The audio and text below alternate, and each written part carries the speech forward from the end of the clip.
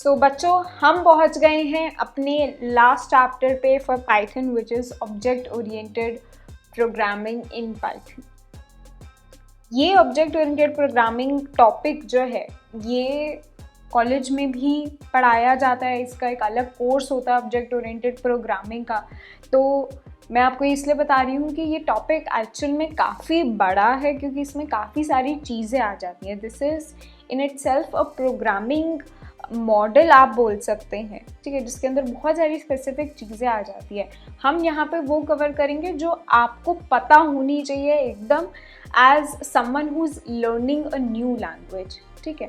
तो जो जो इम्पॉर्टेंट चीज़ें हैं वो सारी हमने कवर करी हैं यहाँ पे इस चैप्टर में, एंड इनको हम अच्छे से समझेंगे, इम्प्लीमेंट भी करके देखेंगे, ताकि हमें सिर्फ थ्योरी ही ना पता चले, हमें प्रैक्टिकल उसको इम्प्लीमेंट कैसे करना है वो भी हमें समझ में आ जाए, ठीक है, क्योंकि वो सबसे ज़्यादा ज़रूरी होता है जब हम एक्चुअली इंडस्ट्री में जाएंगे, राइट। तो स्टार्ट करते हैं, ऑब्जेक्ट ओरिएंटेड प्रोग्रामिंग होती क्या है। जैसे कि मैंने आपको बोला, this is a programming model which focuses on data और ऑब्जेक्ट्स रादर दैन फंक्शंस। अब इसका मतलब क्या हुआ, अभी हमने पढ़ा था कि फंक्शंस क्या होते हैं, ठीक है। तो that is a programming model जिसको हम प्रोसीजर ओरिएंटेड प्रोग्रामिंग बोलते हैं, ठीक है। क्या बोलते हैं? Procedure oriented programming. ये जो प्रोग्रामिंग होती है, ठीक है, it is a programming paradigm बोलते हैं वैसे। Model is not the exact right word, it's a programming paradigm, yeah, it's the way how you write your programming logic या software design, जहाँ पे हमारा जो कोड होता है it contains a number of functions that implement the logic of our program। तो procedure oriented programming में हमारा जो function होता है it revolves around, हमारा जो program होता है it revolves around फंक्शंस। तो सपोज़ मेरा कोई भी मुझे प्रोग्राम लिखना है, कोई सिस्टम कोई भी सॉफ्टवेयर लिखना है मुझे, तो प्रोसीजर ओरिएंटेड प्रोग्रामिंग में क्या होगा कि मैं अपने पूरे कोड को कुछ फंक्शंस में डिवाइड कर दूंगी, ठीक है, जो कि उस लॉजिक को इम्प्लीमेंट करेंगे, और उन फंक्शंस को मैं यूज़ करके अपना जो मेरा डिज़ाइन होगा या जो भी मुझे प्रोग्रामिंग लॉजिक इम्प्लीमेंट करना होगा, that I will do. Now यहाँ पे अब जो ये ऑब्जेक्ट ओरिएंटेड प्रोग्रामिंग होता है, यहाँ पे क्या डिफरेंट हो जाता है। जैसे यहाँ पे मैंने आपको बताया कि हमारे पास फंक्शंस होंगे। कैसे, मैं आपको थोड़ा एग्जांपल दे देती हूँ कि फॉर एग्जांपल हमने एक फंक्शन 1 बनाया कुछ, फिर हमने सिमिलरली फंक्शन 2 बनाया कुछ, फंक्शन 3 बनाया कुछ, एंड देन इन फंक्शंस को हम यूज़ कर रहे होंगे कोड में, तो हमारा जो पूरा लॉजिक होगा वो इन फंक्शंस में लिखा जाएगा, और इन फंक्शंस के अंदर हमारे पास कुछ डेटा होंगे, कुछ वेरिएबल्स होंगे जो कि इस फंक्शन के लिए ही होंगे, राइट।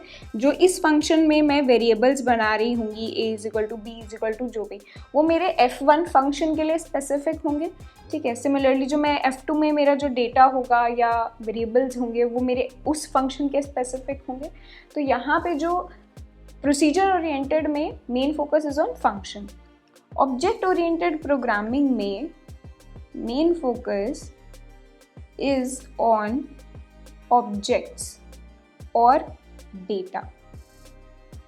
तो यहाँ पे डेटा के अराउंड हमारा जो सॉफ्टवेयर डिज़ाइन है वो रिवॉल्व करता है, एंड उन ऑब्जेक्ट्स से एसोसिएटेड हमारे कुछ फंक्शंस होंगे। तो ऑब्जेक्ट ओरिएंटेड प्रोग्राम में क्या होगा कि we will have some objects, जैसे ऑब्जेक्ट 1 है, ऑब्जेक्ट 2 है, ऑब्जेक्ट 3 है, और इन ऑब्जेक्ट्स के लिए कुछ स्पेसिफिक हमारे डेटा होंगे, हमारा डेटा होगा, और मेथड्स होंगे या फिर फंक्शंस होंगे, ठीक है। तो ये हमारा एक ऑब्जेक्ट हो गया। सिमिलरली हमारा एक दूसरा ऑब्जेक्ट होगा जिसके लिए कुछ एसोसिएटेड डेटा होगा और मेथड्स होगा। सिमिलरली एक अलग ऑब्जेक्ट होगा, ऑब्जेक्ट 3 अगेन, जिसमें कुछ एसोसिएटेड डेटा और मेथड्स होगा, ठीक है। तो ऑब्जेक्ट ओरिएंटेड प्रोग्रामिंग अगर आपसे पूछता है कि ऑब्जेक्ट ओरिएंटेड प्रोग्रामिंग क्या है, तो आप बोलेंगे कि object oriented programming is a programming paradigm, is a programming paradigm where the software design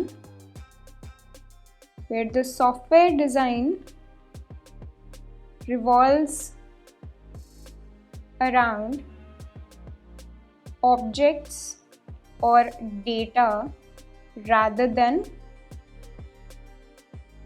function. ठीक है, और यहाँ पे ये डेटा, ऑब्जेक्ट्स, ये जो सारी चीज़ें हैं ये भी आपको धीरे धीरे समझ में आएंगी जैसे जैसे मैं आपको बताऊंगी कि ऑब्जेक्ट ओरिएंटेड इम्प्लीमेंट कैसे होती है एक्चुअली कोड में। अब दूसरी बात ये आती है कि ऊप्स हम यूज़ क्यों करते हैं। ठीक है, हमने फंक्शंस पढ़ लिया है ऑलरेडी, हमने देख लिया फंक्शंस को कैसे इम्प्लीमेंट करते हैं, तो अब ये दूसरा जो प्रोग्रामिंग पैराडाइम है इसको पढ़ने की क्या ज़रूरत है। फंक्शन से काम हो तो रहा था। अब इसका फ़ायदे जो है ऊप्स के वो काफ़ी सारे हैं, जैसे हम ऊप्स की प्रॉपर्टीज़ पढ़ेंगे आपको समझ में आएंगी। बट मेन मैं आपको बताऊं तो ऊप्स का एक तो ये फ़ायदा होता है कि it helps to mimic real world entities and their interactions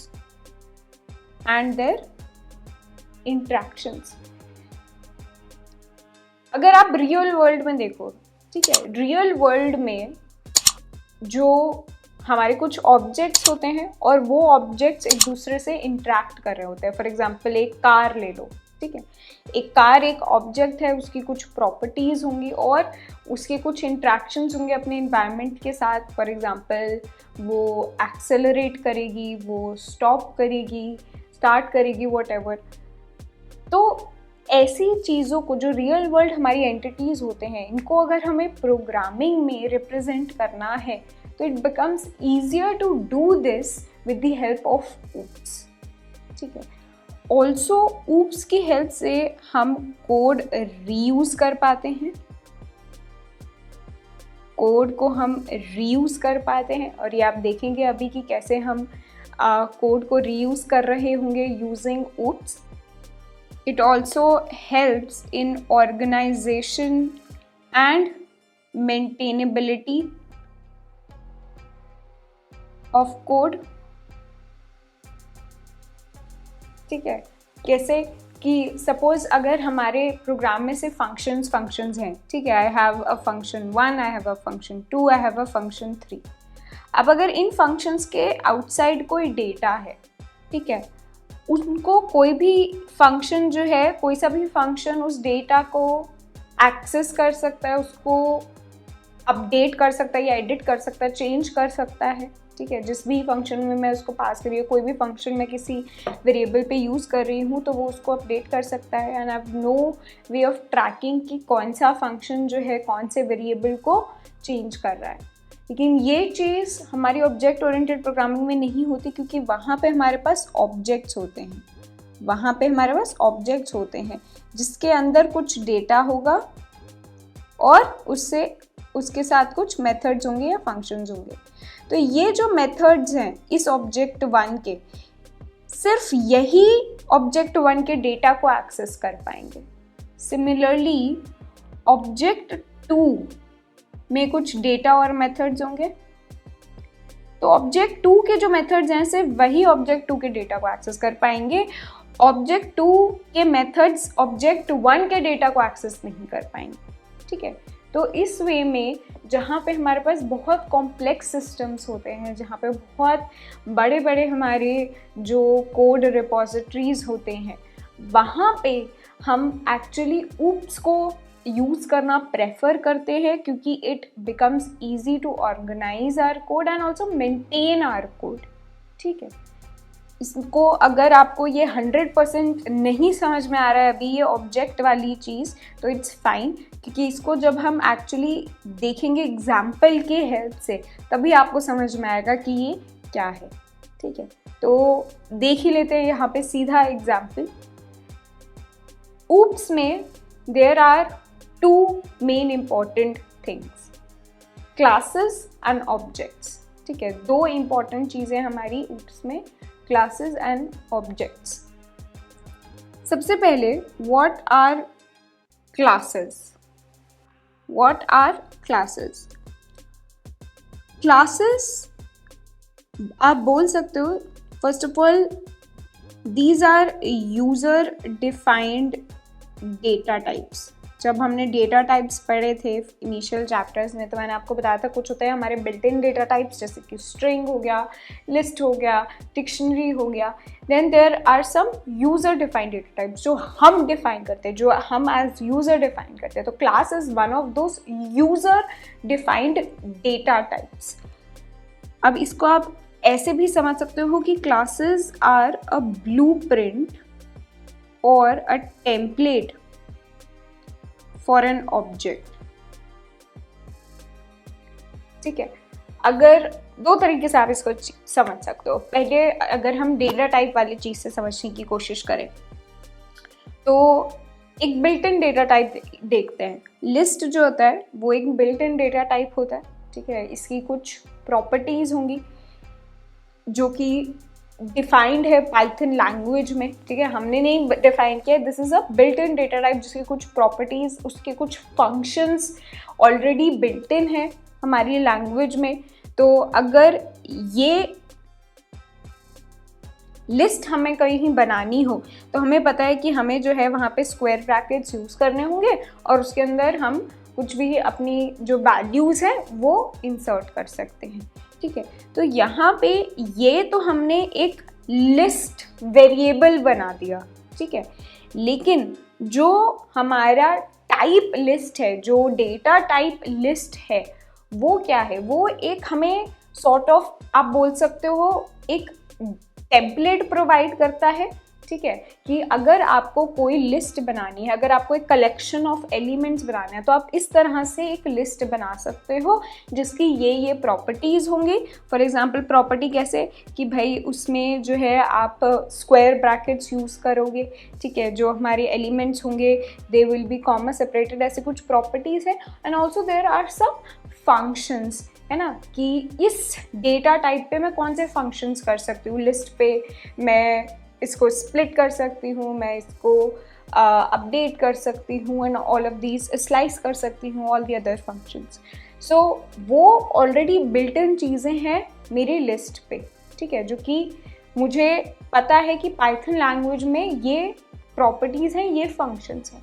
similarly हम अपने आप से एक नया डेटा टाइप बना सकते हैं यूजिंग क्लास, जिसमें हम बताएंगे कि उसकी क्या प्रॉपर्टीज़ हैं, क्या उसके डेटा, क्या क्या वो डेटा स्टोर करेगा, एंड क्या उस पर मेथड्स या फंक्शंस हम यूज़ कर सकते हैं।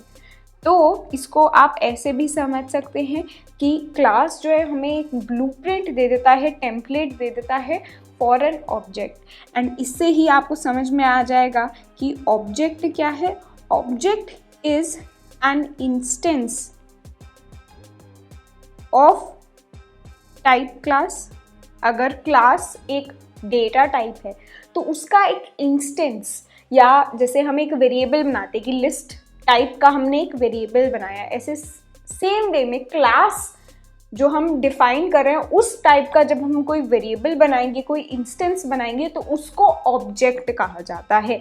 And these objects they mimic real world entities, they mimic real world entities.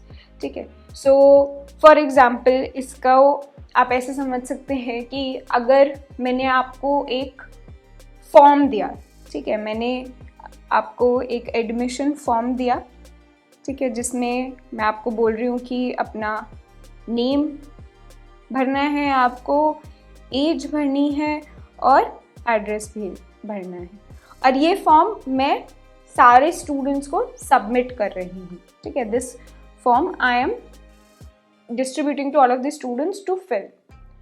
तो अब ये जो फॉर्म है ये एक मुझे टेम्पलेट प्रोवाइड करा है, आप सबको एक टेम्पलेट प्रोवाइड करा है जो आपको बता रहा है कि क्या क्या चीज़ें आपको भरनी है। तो this can be seen as a class. एंड जब आप ऐसे एक फॉर्म को लेकर इसमें अपना डेटा फिल कर दोगे, तो then that is an object, because that is an instance of the class। जो मैंने आपको फॉर्म दिया था उसका एक इंस्टेंस है जिसपे आपकी डिटेल्स है, जिसमें आपके जो डिटेल्स हैं उनकी वैल्यूज हैं, ठीक है। ऐसे ही ये आपका फॉर्म है, ऐसे ही किसी और का फॉर्म होगा जिसमें कुछ और डिटेल्स होंगी, तो दैट इज अनदर ऑब्जेक्ट या इंस्टेंस ऑफ द क्लास, ठीक है। And similarly there can be multiple instances. तो अगर मैं एक क्लास बना रही हूँ, एक टेम्पलेट बना रही हूँ, तो उसके I can have multiple instances which are called objects. इसको आप ऐसे भी समझो क्लास को कि कैसे हम यहाँ पे रियल वर्ल्ड एंटिटीज़ को मिमिक कर रहे होते हैं यूजिंग ऑब्जेक्ट। फॉर एग्जाम्पल मैंने एक क्लास बनाई कार, ठीक है। फॉर एग्जाम्पल मुझे जो है कार्स के बारे में इंफॉर्मेशन स्टोर करनी है अपने प्रोग्राम में, तो मैं क्या कर सकती हूँ, मैं एक क्लास बना सकती हूँ कार, ठीक है। उसकी मेरे पास कुछ प्रॉपर्टीज़ हो जाएंगी, जैसे कि उसका साइज़, ठीक है, उसका साइज़, उसका कलर, एंड साइज़ की जगह लेट्स राइट लेंथ, ठीक है। उसका लेंथ हो गया, उसका कलर हो गया। सिमिलरली उस पर कुछ मेथड्स हो सकते हैं, ठीक है, जो कार पे चलते हैं। जैसे कि एक मेथड हो सकता है गेट फ्यूल, जो कि क्या करेगा, जितना भी करंट फ्यूल होगा मेरी कार में वो मुझे रिटर्न कर देगा, ठीक है। तो ऐसा एक फंक्शन हो सकता है, एक फंक्शन हो सकता है। तो इस क्लास के अंदर ये मैंने एक क्लास बना दी कार, ठीक है, और इसके अंदर मैंने कुछ प्रॉपर्टीज़, कुछ मेथड्स लिख दिया। अभी ये जो प्रॉपर्टीज़ मैं बोल रही हूँ इनको क्या बोला जाता है, इनको एट्रीब्यूट्स बोला जाता है, attributes of a particular class, और इनको आप बोल सकते हो मेथड्स या फिर फंक्शंस। अब इस कार क्लास के मैं ऑब्जेक्ट्स बना सकती हूँ, ठीक है। One object could be Audi, ठीक है, जिसकी लेंथ सपोज मैंने लिख दी कि इट इज x मीटर्स, ठीक है। कलर लिख दिया मैंने black, and so on. Similarly Nissan का मैंने लिख दिया कि it is y metres in length and it is white in colour. तो आई कैन हैव कोड में different instances of this class car, और ये जो मेरे ऑब्जेक्ट्स होंगे इनके attribute, they will all have the attributes of the class car, ठीक है। जो कार क्लास बनाई है उसके जो मैंने एट्रीब्यूट्स और मेथड्स बनाए हैं ये सब जो है मेरे ऑब्जेक्ट्स में आ जाएंगे, ये सब मेरे ऑब्जेक्ट्स में आ जाएंगे, ठीक है। तो वॉल्वो, अगर मैंने एक ऑब्जेक्ट बनाया है वॉल्वो, ठीक है, जिसमें मैंने दे दी लेंथ z मीटर और कलर दे दिया मैंने ग्रे, इस वॉल्वो ऑब्जेक्ट पे भी मैं ये दोनों फंक्शंस भी यूज़ कर सकती हूँ, गेट फ्यूल और गेट एज, ठीक है। ये जो फंक्शंस हैं ये मैं तीनों नहीं, जितने भी मैं ऑब्जेक्ट्स बना रही हूँ सब पे मैं यूज़ कर सकती हूँ, ठीक है। तो नोट करने वाली बात क्या है, जो भी मैं इंस्टेंसेस बनाऊंगी अपने क्लास के, they all will have the attributes and the functions of my class, ठीक है। क्योंकि उसने, जो मेरी क्लास है उसने मुझे एक टेम्पलेट बना के दे दिया। अब उस टेम्पलेट से मैं कुछ ऑब्जेक्ट्स बना रही हूँ, तो उस टेम्पलेट में जो भी मेरे प्रॉपर्टीज़ थी, फंक्शन थे, वो सारे मेरे ऑब्जेक्ट्स में भी आ जाएंगे अपने आप, ठीक है। Let's see an example in code, ठीक है। उससे पहले क्लास बनाते कैसे हैं कोड में वो मैं आपको बता देती हूँ, दैट वी यूज़, उसके लिए हम क्लास कीवर्ड यूज़ करते हैं, ठीक है। And then my class name, यहाँ पे अब मेरे इसके अंदर जो भी मेरे मेथड्स हैं इस क्लास के, जो भी एट्रीब्यूट्स हैं वो आ जाएंगे। अभी मैं पास लिख रही हूँ because pass will do nothing, and इस क्लास नेम, जो भी मेरी क्लास नेम है, इसके अगर मुझे ऑब्जेक्ट्स बनाने हैं इस क्लास के, तो वो मैं कैसे बनाऊंगी? आई विल से ऑब्जेक्ट 1, ठीक है, which is a variable name, is equal to class name. तो ये क्या करेगा? क्लास, ये वाली जो क्लास है इसका एक ऑब्जेक्ट बना देगा जिसका नेम क्या होगा? ऑब्जेक्ट 1, ठीक है। इसको कोड में करके देखते हैं। फॉर एग्जाम्पल हमें क्लास लिखनी है, हमें एक क्लास क्रिएट करनी है टू सिग्निफाई अ स्टूडेंट, ठीक है। कोड में हमें एक स्टूडेंट की डिटेल्स स्टोर करनी है, काफ़ी सारे स्टूडेंट्स की डिटेल्स स्टोर करनी है, और स्टूडेंट्स को रिप्रेजेंट करने के लिए हमें एक क्लास बनानी है। तो हम क्रिएट कर सकते हैं क्लास स्टूडेंट, ठीक है। और इस स्टूडेंट क्लास के अंदर हम अब कुछ फंक्शंस बना सकते हैं। कैसे? सपोज मैंने एक फंक्शन बनाया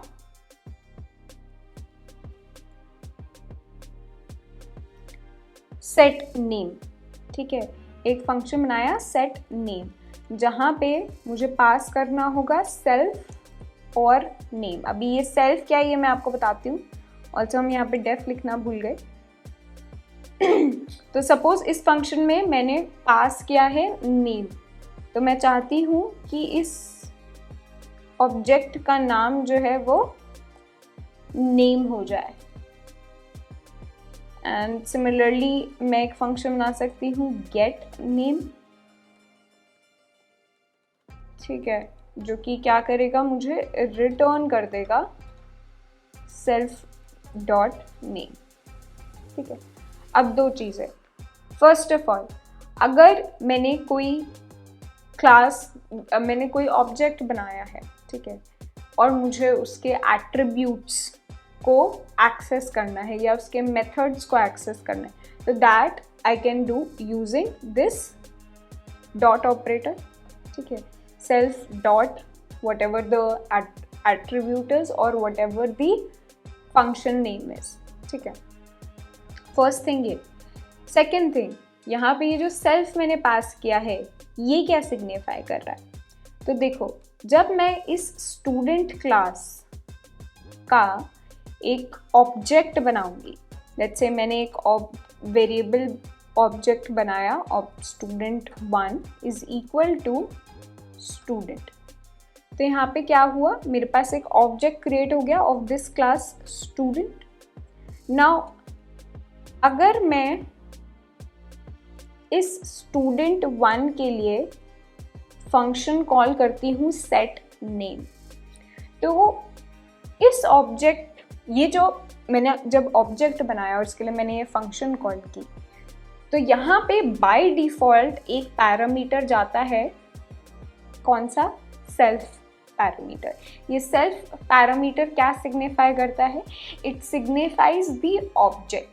जो भी हम ऑब्जेक्ट पास कर रहे हैं, जो भी हम इंस्टेंस पास कर रहे हैं क्लास का, that is signified by self. तो बेसिकली यहाँ पे अगर मैं नाम पास करूँ शहनाज, तो क्या हुआ यहाँ पे? ये जो मैंने ऑब्जेक्ट बनाया है, इसके इंस्टेंस, जो भी इसका इंस्टेंस है, ये जो ऑब्जेक्ट है इसका जो इंस्टेंस है, उसके लिए एक नेम सेट हो गया, क्या? शहनाज। अब इसको मैं प्रिंट भी कर सकती हूँ क्योंकि मैंने यहाँ पे इसका नेम सेट कर दिया है। तो I can say student 1 dot name. तो यहाँ पे देखो शहनाज प्रिंट हो रहा है। यहाँ पे मैं सीधा स्टूडेंट 1 डॉट नेम करने की जगह मैं गेट नेम फंक्शन भी यूज़ कर सकती हूँ। बट द पॉइंट इज़ यहाँ पे कि सेट नेम फंक्शन से क्या हुआ, ये जो सेल्फ पैरामीटर है, दिस इज सिग्निफाइंग कि मैं ये ऑब्जेक्ट को पास कर रही हूँ, ठीक है, इस ऑब्जेक्ट को पास कर रही हूँ। तो इस ऑब्जेक्ट के लिए, स्टूडेंट 1 ऑब्जेक्ट के लिए जो नेम है, उसका जो नेम है that is set to Shehnaz, that is set to जो भी मैंने नेम पास किया है। So if I do print student 1 dot name, तो that will give me Shehnaz. I can also say print student 1 dot get name. Get name function भी मैं use कर सकती हूँ। अगेन यहाँ पे देखो मैंने यहाँ पे कुछ पास नहीं किया है, ठीक है, लेकिन बाय डिफॉल्ट ये जो सेल्फ पैरामीटर है ये पास हो जाता है, which signifies what, the object. So student one dot get name जब मैं लिख रही हूँ तो ये फंक्शन कॉल हो रहा है जहाँ पे स्टूडेंट वन एज ऑब्जेक्ट जा रहा है सेल्फ में, और वो क्या कर रहा है कि स्टूडेंट वन का जो भी नेम है दैट इज गेटिंग रिटर्न। तो अगर मैं इसको प्रिंट करूँगी तो देखो फिर से वही स्टूडेंट वन का नेम प्रिंट हो रहा है, ठीक है। So this is how classes and objects work. Once again revising, हमने यहाँ पे क्या किया, हमने एक क्लास बनाई है स्टूडेंट, इसके अंदर हमने इसके कुछ एट्रीब्यूट्स भी सेट कर सकते हैं हम इस क्लास के, और हम इसके कुछ मेथड्स या फंक्शन सेट कर सकते हैं। तो हमने यहाँ पे दो फंक्शंस बनाए, सेट नेम और गेट नेम। सेट नेम में क्या हो रहा है कि हम नेम पास कर रहे हैं और उससे क्या होगा कि वो जो भी ऑब्जेक्ट है उसका नेम सेट हो जाएगा जो भी हम पास करेंगे। सिमिलरली गेट नेम फंक्शन में क्या होगा कि जो उस ऑब्जेक्ट का नेम होगा वो रिटर्न हो जाएगा। अब ये जो क्लास है दिस इज अ टेम्पलेट। इस टेम्पलेट को यूज़ करके हम कितने भी ऑब्जेक्ट्स बना सकते हैं, ठीक है। मैंने अभी यहाँ पे स्टूडेंट वन बनाया, I can create student two and I can say student two का नाम सेट कर दो पराग, ठीक है। तो अब I can print the same thing student two के लिए, यहाँ पे पराग प्रिंट हो जाएगा, ठीक है, जो भी स्टूडेंट टू का नेम है, ठीक है, क्योंकि स्टूडेंट टू का मैंने नेम सेट कर दिया पराग। ऐसे मैं इस स्टूडेंट क्लास से कितने भी ऑब्जेक्ट्स बना सकती हूँ, कितने भी स्टूडेंट ऑब्जेक्ट्स बना सकती हूँ, एंड उन हर एक ऑब्जेक्ट पे के लिए मैं ये वाले फंक्शंस जो मैंने क्लास में बनाए हैं उनको मैं यूज़ कर पा रही होंगी, set name and gate name, ठीक है। लास्ट चीज़, ये जो सेल्फ है ये एक बाय डिफ़ॉल्ट पैरामीटर है जो पास होता है, एंड ये क्या सिग्निफाई कर रहा है, बेसिकली जो भी ऑब्जेक्ट के लिए हम ये फंक्शन कॉल करेंगे that object is passed as self here, ठीक है। एंड ऑब्जेक्ट के लिए हमें कोई भी जो एट्रीब्यूट्स हैं या फंक्शंस उनको एक्सेस करना है तो वो मैं यूज़ कर सकती हूँ using dot. So if I say student1 dot name, so that will print the name of student1. तो I hope classes and objects आपको यहाँ पे समझ में आ गया होगा। अगर आ गया है तो let's try to solve a question on this, ठीक है। हमें क्या बोला जा रहा है कि ये ट्राई करना है हमें एक पाइथन क्लास बनाने का named rectangle to represent a rectangle shape, ठीक है। The class should have the following functionalities, क्या क्या, एक तो हमें मेथड बनाना है set dimensions that takes two parameters width and height and sets the attributes of the rectangle object accordingly, ठीक है। तो हम एक सेट डायमेंशंस फंक्शन बनाएंगे जिसके अंदर हम दो पैरामीटर्स पास करेंगे, विथ और हाइट, एंड वो क्या करेगा उस ऑब्जेक्ट के विथ और हाइट को सेट कर देगा जो भी हमने वैल्यू पास करी होगी। Then we have to create, ये हमारा एक फंक्शन हो गया। दूसरा फंक्शन है हमारा एरिया, ये क्या करेगा, हमें कैलकुलेट करेगा एरिया ऑफ द रेक्टेंगल और उसको रिटर्न कर देगा। थर्ड, हमें एक मेथड बनाना है पैरामीटर, जो कि पैरामीटर कैलकुलेट करेगा रेक्टेंगल को और रिटर्न कर देगा। Use this to create objects of the class and print the width, height, area and parameter of that object. So let's try to do this. मैं एक क्लास क्रिएट कर रही हूँ रेक्टेंगल। यहाँ पे सबसे पहले हमें एक फंक्शन बनाना है सेट डायमेंशंस, जहाँ पे अगेन सेल्फ तो बाय डिफॉल्ट पास हो रहा होगा, which is the object for which we are calling this function, और इसके साथ साथ हमारी हाइट और विथ पास हो रही होगी। यहाँ पे हम क्या करेंगे, सेट करने के लिए वील से सेल्फ डॉट हाइट, जो भी हमने ऑब्जेक्ट पास किया है उसकी हाइट कर दो जो भी I have passed as parameter in my function, एंड उसकी विथ कर दो again whatever I have passed in the function. ठीक है, तो ये हमारा फर्स्ट फंक्शन हो गया, set dimensions. Then next is area. Area function में हमें क्या करना होगा? एरिया फंक्शन में अगेन यहाँ पे हमें सेल्फ पास हो रहा होगा बाय डिफॉल्ट, एंड हमें इसका रेक्टेंगल का एरिया रिटर्न करना है। ठीक है, area of rectangle is L into B या फिर height into width. So we can return height into width. Sorry, we can't just write height, we'll say किसकी height? Self की height. Self signifies the object. तो उस object की जो भी rectangle object है उसका height into उसका width. Similarly, perimeter के लिए हम return क्या करेंगे? 2 into height plus width, so self dot height plus self dot width. ठीक है, now let's try creating objects of this class.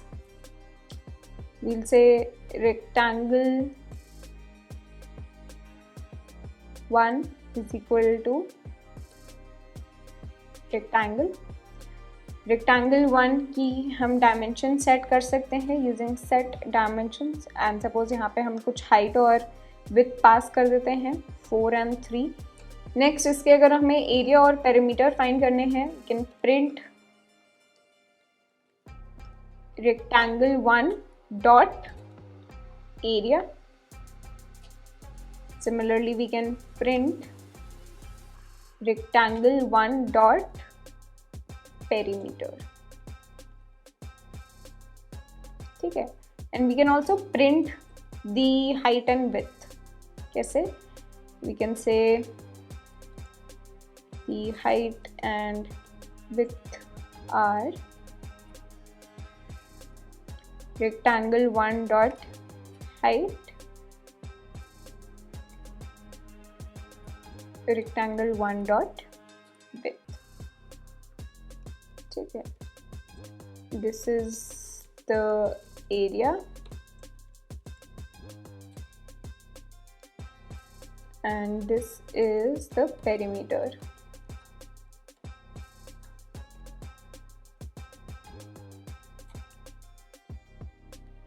Let's run this. देखो क्या आ रहा है, हाइट एंड विथ आर 4, 3 जो कि हमने यहाँ पे पास किया था. Area is 12, 4 into 3 and perimeter is 14. ठीक है, 2 into L plus P. यहाँ पे आप लोग एक ये भी चीज़ ट्राई करना, ये जो 4 और 3 मैंने हाइट और विथ खुद से सेट किया है, try to take it as input from the user and then pass it for creating this object. ठीक है, उसके लिए कुछ नहीं, बस आप वेरिएबल बना सकते हो h and w. ठीक है, जिसमें आप वैल्यूज दे सकते हो यूजर से, और सेट डायमेंशन फंक्शन में you can pass that h and w variables. Next we are looking at class constructor.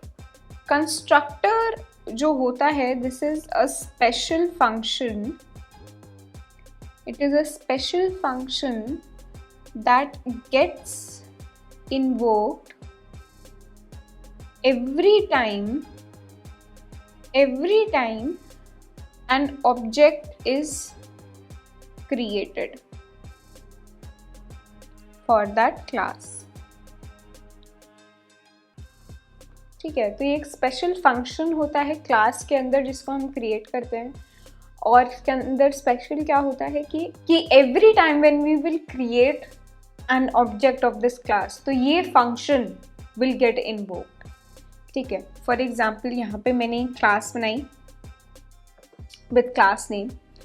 यहाँ पे मेरे को एक क्लास कंस्ट्रक्टर बनाने के लिए I will have to give it name init.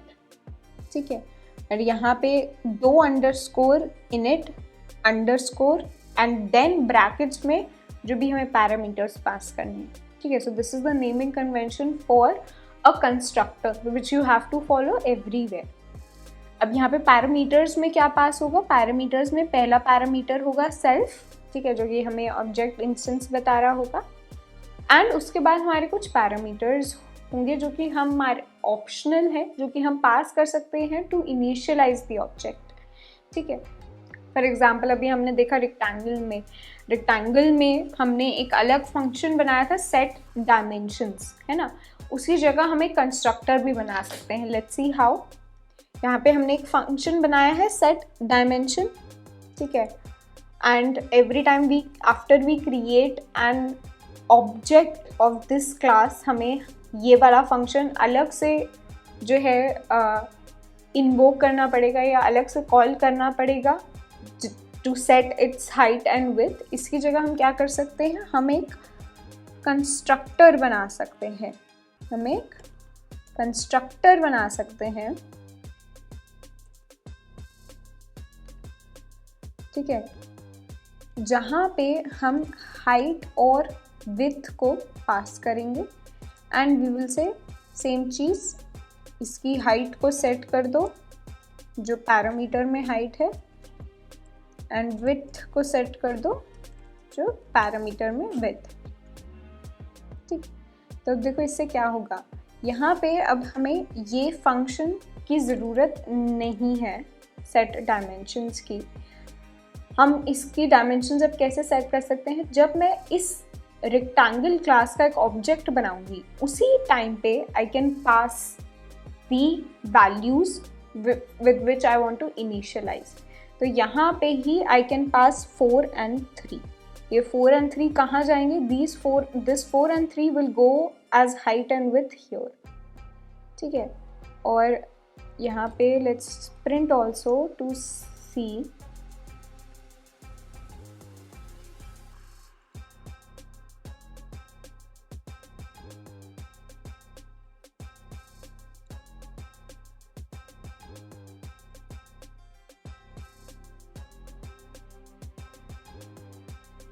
यहाँ पे मैंने एक प्रिंट स्टेटमेंट डाल दिया है ताकि आपको पता चल जाएगा कि ये वाला जो फंक्शन है इनिट, ये कब हमारा इन्वोक हो रहा है, ठीक है। और इसके अंदर हम क्या कर रहे हैं, हम बेसिकली जो भी हमने हाइट और विड्थ पास करी है फॉर दैट रेक्टेंगल ऑब्जेक्ट वो प्रिंट हो रही है, ठीक है। तो सपोज मैंने यहाँ पे अपना रेक्टेंगल बनाया, रेक्टेंगल 1, इसको अभी के लिए मैं कॉमेंट आउट कर देती हूँ।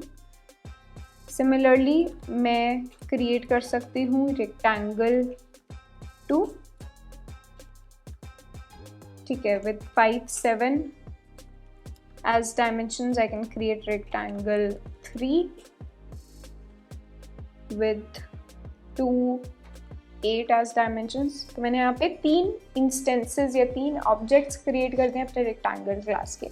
अब देखो इसको अगर मैं रन होती हूँ तो करती हूँ तो क्या होता है, यहाँ पे मेरे पास 3 बारी ये वाली जो प्रिंट स्टेटमेंट है ये प्रिंट हो रही है, यानी कि every time that I create an object of this class, ये मेरा जो इनिट फंक्शन है this is getting invoked, and जो भी मैं ऑब्जेक्ट क्रिएट करते हुए जो भी यहाँ पे क्लास में के साथ पैरामीटर्स पास कर रही हूँ, जो भी वैल्यूज़ पास कर रही हूँ एज पैरामीटर्स, वो मेरी यहाँ पे सेट हो रही हैं। तो देखो पहले यहाँ पे एक रेक्टेंगल क्रिएट हुआ विद हाइट 4 एंड विथ 3, जब मैंने 4, 3 पास किया, फिर हमारा 5 हाइट एंड 7 विथ वाला रेक्टेंगल क्रिएट हुआ, फिर 2 हाइट एंड 8 विथ वाला रेक्टेंगल क्रिएट हुआ, ठीक है। तो जो मैं यहाँ पे वैल्यूज़ पास करूँगी बाय क्रिएटिंग द ऑब्जेक्ट, वो मेरी यहाँ पे कंस्ट्रक्टर में जाएंगी, इनिट फंक्शन में जाएंगी, and I can use that to initialise my object. तो अब मेरे को ये सेट डायमेंशन वाले फंक्शन की अलग से ज़रूरत नहीं पड़ेगी, ठीक है। One more thing that I need to talk to you all about is attributes.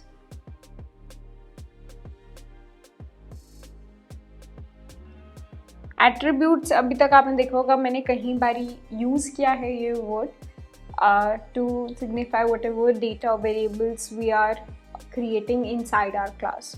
Now these attributes can actually be of two types. These can be class attributes and these can be instance attributes. इसका मतलब क्या हुआ? Class के अंदर जो भी attributes होंगे these are defined inside the class, ठीक है, and all object instances will have these attributes, ठीक है, जो भी मेरे इस क्लास के ऑब्जेक्ट इंस्टेंसेस होंगे उन सब के पास ये वाले एट्रीब्यूट्स होंगे जो मेरी क्लास के अंदर डिफाइंड है. Then there are also instance attributes. Instant attributes are specific. They're specific to a particular instance,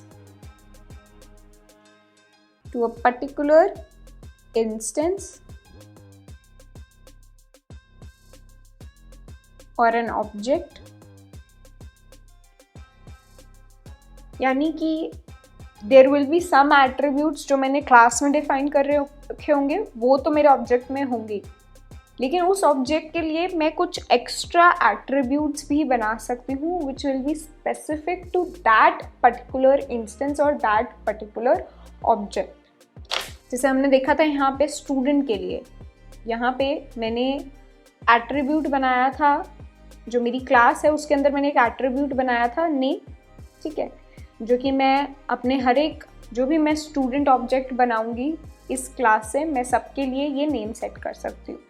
now हो सकता है शनाज के लिए मेरे पास कुछ एट्रीब्यूट्स हो जो मुझे पराग के लिए नहीं स्पेसिफाई करनी हो, तो वहाँ पे मैं उसके लिए एक अलग एट्रीब्यूट बना सकती हूँ. आई कैन से student1 डॉट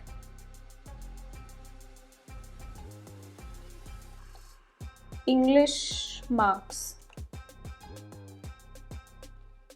ठीक है. नाउ ये सपोज ये जो इंग्लिश के मार्क्स हैं ये सिर्फ शनाज के हैं. सपोज इंग्लिश जो है पराग के पास नहीं है सब्जेक्ट, ठीक है, तो ये इंग्लिश मार्क्स जो हो गया this is a attribute and instance attribute, ठीक है. इसको हम प्रिंट भी करके देख सकते हैं student1 डॉट इंग्लिश मार्क्स. देखो यहाँ पे 45 प्रिंट हो रहा है, ठीक है. तो this English marks is an instance attribute जो कि हमने एक इंस्टेंस के लिए डिफाइन किया है.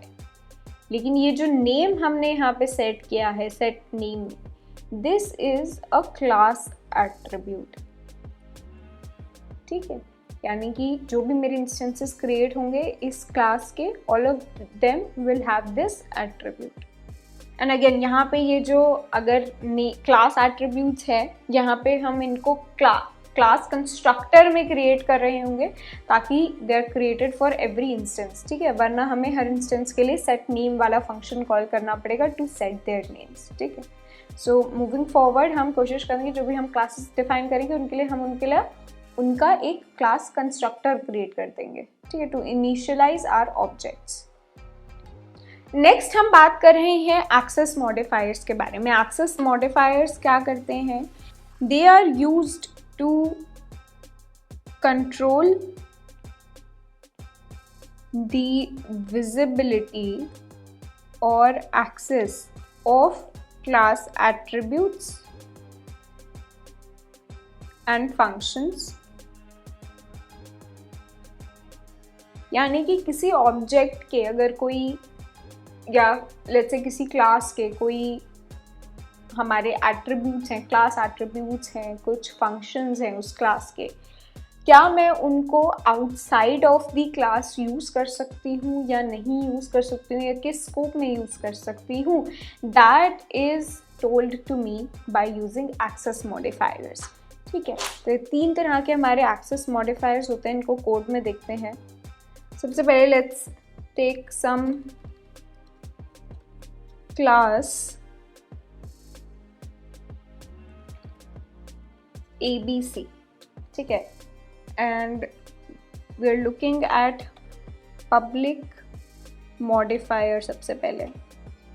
So by default जो हमारे attributes होते हैं, जो functions होते हैं, they are public, ठीक है, और उनको आप नॉर्मली बना सकते हो. फॉर एग्जांपल इस क्लास ABC में अगर मैं एक फंक्शन बना रही हूँ, लेट्स से पब्लिक फंक्शन,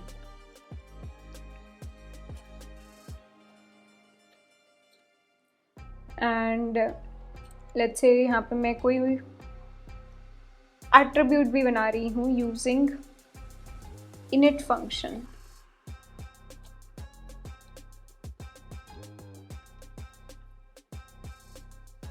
तो यहाँ पे ये जो मैंने एट्रीब्यूट बनाया पब्लिक एट्रीब्यूट, ये जो मैंने फंक्शन बनाया public function, these are public in the sense कि मैं इनको आउटसाइड ऑफ द क्लास भी यूज़ कर सकती हूँ. तो यानी कि अगर मैं एक ऑब्जेक्ट बना रही हूँ, object 1 of this class ABC, तो ऑब्जेक्ट 1 पे के लिए मैं इस एट्रीब्यूट को डायरेक्टली एक्सेस कर सकती हूँ, एंड ऑब्जेक्ट 1 के लिए मैं इस फंक्शन को भी डायरेक्टली एक्सेस कर सकती हूँ. तो यहाँ पे this is a public attribute and this is a public function, ठीक है. ये हो गया हमारा public modifier. Then we have private modifier. Private modifier में क्या होता है कि सपोज मुझे ऐसा कुछ करना है कि मेरे जो फंक्शंस हो, जो एट्रीब्यूट्स हो, वो मेरे क्लास के बाहर एक्सेसिबल ना हो, ठीक है. फॉर एग्जांपल इस एट्रीब्यूट को मुझे प्राइवेट बनाना है, तो वो मैं कैसे बनाऊंगी? यूजिंग 2 अंडरस्कोर्स, ठीक है. I have to prefix the name, attribute name with 2 underscores. That makes it private. So this now is a private attribute. Similarly, इस function को अगर मुझे private function बनाना है, तो यहाँ पे I will use 2 underscore. So now this is a private function, not a public function. तो अगर मैं यहाँ पर एक ऑब्जेक्ट बनाती हूँ of class ABC and suppose let's give this some value 10 and I try to print object 1 dot private attribute, तो देखें क्या होता है. देखो ये हमें एक एरर थ्रो कर रहा है कि एट्रीब्यूट एरर. कौन से एरर थ्रो कर रहा है? Attribute error. एंड ये तभी थ्रो होता है कब? जब हम प्राइवेट एट्रीब्यूट को एक्सेस करने की कोशिश कर रहे हो from outside the class. Similarly अगर मैं यहाँ पे प्राइवेट फंक्शन को भी एक्सेस करने की कोशिश करूँगी, तो देखो सेम चीज़ हो गया. Again it will give me the same error. So this is in case of a private modifier. In attributes को, functions को अब मैं सिर्फ इसके अंदर यूज कर सकती हूँ, इस क्लास के अंदर, not outside it. And lastly हमारे पास होता है, lastly we have protected modifier. We have protected, just a second.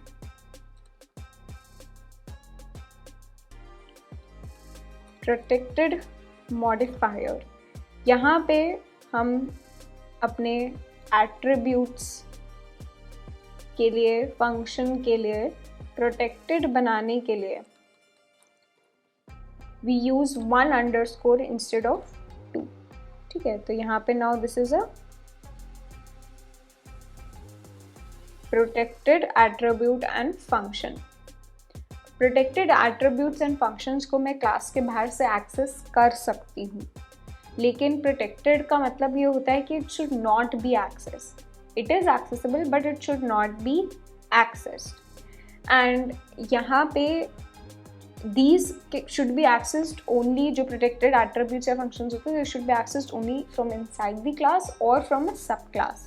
सब क्लास क्या होती है, सॉर्ट ऑफ, मैं अभी आगे भी हम इसके बारे में पढ़ेंगे सब क्लास के बारे में, बट इनहेरिटेंस का जब कॉन्सेप्ट पढ़ेंगे तो आपको समझ में आएगा. जब एक क्लास दूसरी क्लास की प्रॉपर्टीज़ को इनहेरिट करती है तो उसको सब क्लास बोला जाता है.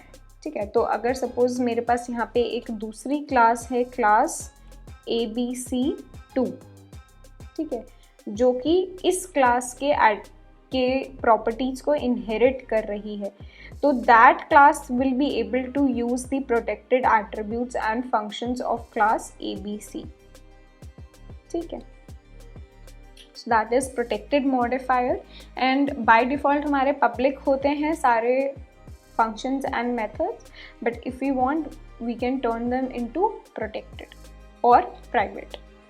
मूविंग ऑन, हम 4 प्रॉपर्टीज़ देखने वाले हैं ऑब्जेक्ट ओरिएंटेड प्रोग्रामिंग की, which will help us understand कि first of all object oriented programming के क्या यूजेस होते हैं, and also will help us understand कि ऑब्जेक्ट ओरिएंटेड प्रोग्रामिंग को एक्चुअली इम्प्लीमेंट कैसे किया जाता है रियल वर्ल्ड सिनेरियोज में. ठीक है, number 1 property of object oriented programming is inheritance. Very important property. Inheritance is the property of object oriented programming where one class can inherit properties, and properties में क्या include होता है, हमारे attributes and functions. So one class can inherit properties from another class. For example, हमने एक car class बनाई थी शुरू में, ठीक है, जिसके हमने बता दी कि कुछ प्रॉपर्टीज होंगी, राइट. एंड सिमिलरली सपोज हमारे पास एक और क्लास बनाई हमने ट्रक, जिसके अगेन कुछ प्रॉपर्टीज़ होंगी. नाउ कार और ट्रक में हो सकता है कुछ प्रॉपर्टीज़ सिमिलर हो, राइट. तो उसके लिए हम एक पेरेंट क्लास बना सकते हैं व्हीकल, एक पेरेंट क्लास बना सकते हैं व्हीकल, जिसमें हमारी वो प्रॉपर्टीज़ आ जाएं जो कार क्लास में और ट्रक क्लास में सेम हो या कॉमन हो, ताकि हमें उनको अलग अलग दोबारा ना हम बनाना पड़े कि क्लास में कार क्लास में अलग बनाए, ट्रक क्लास में अलग बनाए. इसकी जगह हम एक व्हीकल क्लास बना सकते हैं जिसमें हम वो कॉमन प्रॉपर्टीज़ डाल सकते हैं जो भी हमारे एट्रीब्यूट्स एंड फंक्शंस हैं. एंड देन हम बोल सकते हैं कि car class is a child class of vehicle and truck class is also child class of vehicle.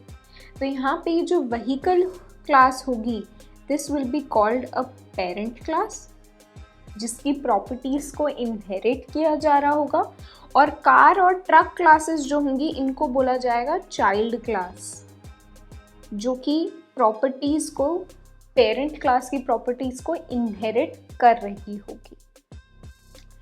ठीक है, तो ये जो पेरेंट क्लास है इसको सुपर क्लास भी बोला जाता है, और जो चाइल्ड क्लास होती है उसको सब क्लास भी बोला जाता है. इसको कोड में हम कैसे लिखते हैं, हम जो सुपर क्लास है उसको तो नॉर्मली हम लिखेंगे, जो भी हमारी पेरेंट क्लास होगी उसको हम नॉर्मली लिखेंगे with its attributes and methods. Then अगर मैं चाहती हूँ कि एक चाइल्ड का क्लास बनाना जो कि मेरे पेरेंट क्लास की प्रॉपर्टीज़ को इनहेरिट कर ले, तो उसके लिए क्लास के बाद जो ब्रैकेट्स हैं उसके अंदर I can mention the parent class का नेम. ठीक है, this is the parent class name. इससे क्या होगा, पेरेंट क्लास के अंदर जो भी एट्रीब्यूट्स और फंक्शंस होंगे वो खुद के खुद मेरे इस सब क्लास में आ जाएंगे. एंड देन इस सब क्लास के जो भी मुझे एडिशनल एट्रीब्यूट्स एंड फंक्शंस बनाने वो मैं फिर इसमें डिफाइन कर सकती हूँ. Let's see this in code. For example मैंने एक क्लास बनाई पेरेंट, ठीक है। एंड इसका हम एक कंस्ट्रक्टर बना लेते हैं।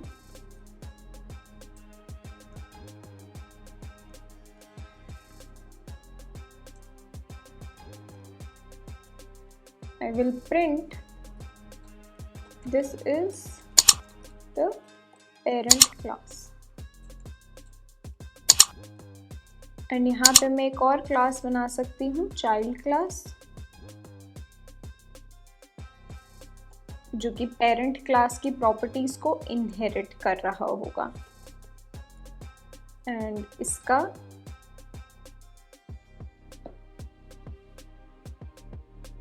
कंस्ट्रक्टर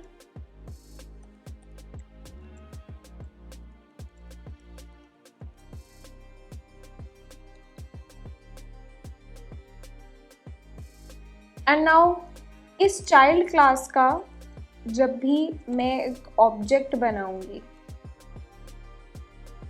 देखो यहाँ पे पेरेंट क्लास और चाइल्ड क्लास दोनों की प्रिंट स्टेटमेंट्स हो रही है, राइट? क्योंकि यहाँ पे जो चाइल्ड क्लास है उसका जो कंस्ट्रक्टर है उसमें पहले हम अपनी जो सुपर क्लास है जिसको हम एक्सेस कर रहे हैं यूजिंग सुपर, इसका कंस्ट्रक्टर कॉल कर रहे हैं एंड देन जो भी हमारे इस कंस्ट्रक्टर की प्रिंट स्टेटमेंट है वो एग्जीक्यूट हो रही है, ठीक है। इसको आप ऐसे भी देख सकते हो कि सपोज मैंने अपने पेरेंट क्लास में कुछ एट्रीब्यूट बना दिया, self dot super attribute,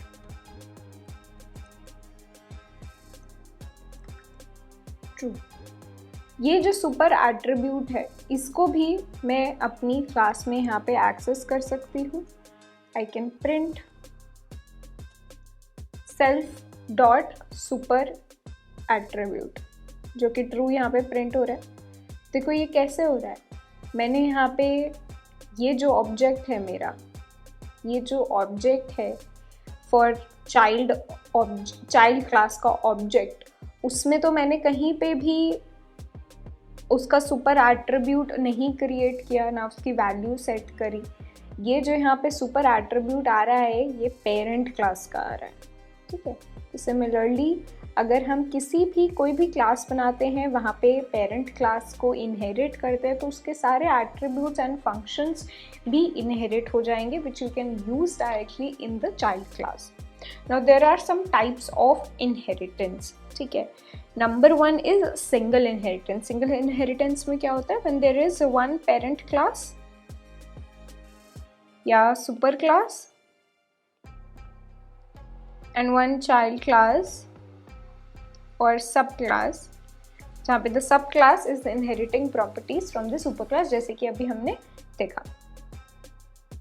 Then second, there is also multiple inheritance. This is the first type of inheritance. Second type of inheritance is multiple inheritance. यहाँ पे क्या होता है, हमारे पास 2 सुपर क्लासेस होती हैं, ठीक है। तो फॉर एग्जाम्पल मैंने एक क्लास क्रिएट की, क्लास A, then मैंने एक क्लास क्रिएट की, class B. Now if I create a class C जहाँ पे मैं A और B दोनों को स्पेसिफाई कर रही हूँ as parent क्लासेस, तो वहाँ पे that is an example of multiple inheritance, ठीक है। क्योंकि यहाँ पे A and B both of these will be the super classes या parent classes for class C. Third type is multi level inheritance, ठीक है, जहाँ पे there will be a grandparent class जिसको बोलते हैं, then there will be a parent class and then a child class, ठीक है। इसको आप base class, intermediary and derived भी बोल सकते हो, बट बेसिकली मल्टीपल लेवल में हमारे पास 2 लेवल से ज़्यादा लेवल्स होते हैं इनहेरिटेंस के, ठीक है। सो यहाँ पे हो सकता है कि मैंने एक क्लास बनाई A, फिर मैंने एक क्लास बनाई B जहाँ पे मैं A को इनहेरिट कर रही हूँ, एंड देन मैंने एक क्लास बनाई C जहाँ पे मैं B को इनहेरिट कर रही हूँ। अब ये जो क्लास C है इसमें सिर्फ B के सारी प्रॉपर्टीज़ नहीं आएंगी, A की भी आएंगी। क्यों? क्योंकि B has all properties of A and then जब मैंने B को इनहेरिट किया तो it will come with its own properties and A class की प्रॉपर्टीज. ठीक है, so this is an example of multi level inheritance. 4 type is hierarchical inheritance, जहाँ पे हमारे पास एक बेस क्लास होगी या फिर पेरेंट क्लास होंगी एंड मल्टीपल चाइल्ड क्लासेस होंगी. ठीक है, फॉर एग्जाम्पल मैंने एक क्लास बनाई A और इस क्लास को मैं मल्टीपल क्लासेस में इनहेरिट कर रही हूँ, तो वहाँ पे it will be called an hierarchical inheritance. And lastly we have hybrid inheritance. Hybrid inheritance में it is a mix of multi-level inheritance and hierarchical inheritance आप बोल सकते हैं. तो यहाँ पे one example could be, suppose I have a class A, I have a class B and then I have a class C. ठीक है, जो कि A और B दोनों की प्रॉपर्टीज़ को इनहेरिट कर रही है. And then I have a class D जो कि C को इनहेरिट कर रही है. ठीक है, so class D will then have properties of A, B and C, all 3 of the classes. So यहाँ पे मल्टी लेवल इनहेरिटेंस भी हो रहा है एंड यहाँ पे मल्टीपल इनहेरिटेंस भी हो रहा है. ठीक है, so this is an example of hybrid inheritance, basically जहाँ पे आपके पास 2 से ज़्यादा टाइप के इनहेरिटेंस साथ में आ रहे हो. अब एक काम करते हैं, इसको एक क्वेश्चन में सॉल्व करके देखते हैं to see if we actually got the concept of inheritance और नॉट.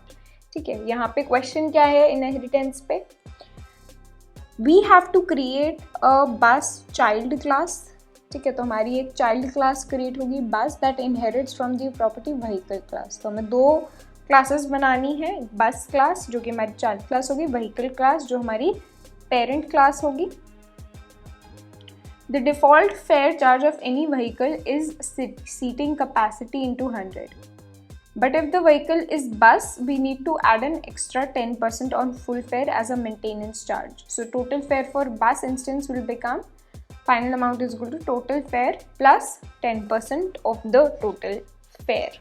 ठीक है, तो basically अगर हम यहाँ पे थोड़ा रफ बनाने की कोशिश करें कि हमें करना क्या है, हमारी एक व्हीकल क्लास होगी, हमारी एक व्हीकल क्लास होगी. ठीक है, इसके अंदर हमारे एट्रीब्यूट्स क्या क्या होंगे, हमारे एट्रीब्यूट्स क्या क्या होंगे इसके अंदर, सीटिंग कैपेसिटी होगी. ठीक है, क्योंकि सीटिंग कैपेसिटी से I will calculate the fare of the vehicle. ठीक है, फेयर यहाँ पे लिखा है कि fair charge of any vehicle is seating capacity into 100. तो सीटिंग कैपेसिटी एक एट्रीब्यूट होगा हर व्हीकल का. ठीक है, और फिर मैं एक फंक्शन बना सकती हूँ यहाँ पे गेट फेयर. ठीक है, जो कि मुझे फेयर कैलकुलेट करके दे देगा व्हीकल का. No this is for class vehicle. I will create another class bus जो कि मेरी व्हीकल क्लास को इनहेरिट कर रही होगी. ठीक है, एंड यहाँ पे लिखा है कि we need to add an extra 10% on full fare as a maintenance charge for bus. तो यहाँ पे जो ये बस है it will have these attributes जो व्हीकल क्लास के हैं, seating capacity and get fare. लेकिन इसके लिए मुझे इसका जो फेयर है, बस का जो फेयर है, वो अलग तरीके से कैलकुलेट होगा. राइट, सो इसका फेयर कैलकुलेट करने के लिए मुझे अगेन एक फंक्शन बनाना पड़ेगा गेट फेयर, जहाँ पे मैं व्हीकल का फेयर कैलकुलेट करूँगी प्लस उस पर 10% लगा दूँगी. ये कितना लिखा हुआ है, हाँ 10% लगा दूँगी to calculate the fare for the bus. ठीक है, so यहाँ पे we will have, you will see we'll have 2 instances of this function get fare. ठीक है, और वो डिपेंड करेगा कि मैं व्हीकल के लिए वो फंक्शन कैलकुलेट कॉल कर रही हूँ या फिर बस के लिए कर रही हूँ. दैट विल टेल मी कि कौन सा वाला जो फंक्शन है वो इन्वोक होगा. Let's see this in code एक बारी. सो सबसे पहले let's create a class vehicle. ठीक है। और यहाँ पे इसका कंस्ट्रक्टर में पास करेंगे हम एक तो सेल्फ एंड, और क्या एट्रीब्यूट पास करना है यहाँ पे, सीटिंग कैपेसिटी। ठीक है, ये एट्रीब्यूट हमें सेट करना पड़ेगा for every vehicle so that we can calculate its fare. So will say self dot seating capacity is equal to this. And यहाँ पे हमारा एक और फंक्शन हमें बनाना पड़ेगा, गेट फेयर, जो कि हमें कैलकुलेट करके रिटर्न कर देगा फेयर। फेयर कितना है किसी भी व्हीकल का, seating capacity into 100। So will return self dot seating capacity into 100। ये हमारा हो गया vehicle class. Then let's create वही class bus which will inherit properties from vehicle class। and यहाँ पे इसका कंस्ट्रक्टर बनाने के लिए again we'll have self, we'll have seating capacity and we will just call जो सुपर क्लास है, जो पेरेंट क्लास है, उसका init function, जहाँ पे we can pass this seating capacity। ठीक है, यहाँ पे मैंने क्या किया है, जो सुपर क्लास है which means vehicle, उसका जो कंस्ट्रक्टर है यानी कि ये इसको कॉल किया है। ठीक है, जिसमें मैंने सीटिंग कैपेसिटी पास कर दी। नाउ गेट फेयर में अब बस का फेयर जो है वो डिफरेंटली कैलकुलेट होगा व्हीकल से। जो भी व्हीकल का होगा वो तो हो गई, प्लस 10% और मुझे ऐड करना है। तो जो व्हीकल का है वो मुझे कैसे मिलेगा, वो मैं इसके फंक्शन से यूज़ कर सकती हूँ, इसका फंक्शन यूज़ कर सकती हूँ व्हीकल क्लास का। और वो मैं कैसे एक्सेस कर सकती हूँ, अगर मुझे पेरेंट क्लास एक्सेस करनी है चाइल्ड क्लास में तो उसके लिए यूज़ सुपर। ठीक है, super dot get fair, this will give me the vehicle का fair. then I have to add a maintenance का fair which is equal to 10% of the vehicle fare। so my total fare will become vehicle fare plus maintenance fare and I will return this total fare। ठीक है, now अगर मेरे पास कोई random vehicle है, उसका fair मुझे बनाना है। ठीक है, सबसे पहले let's create an instance vehicle 1।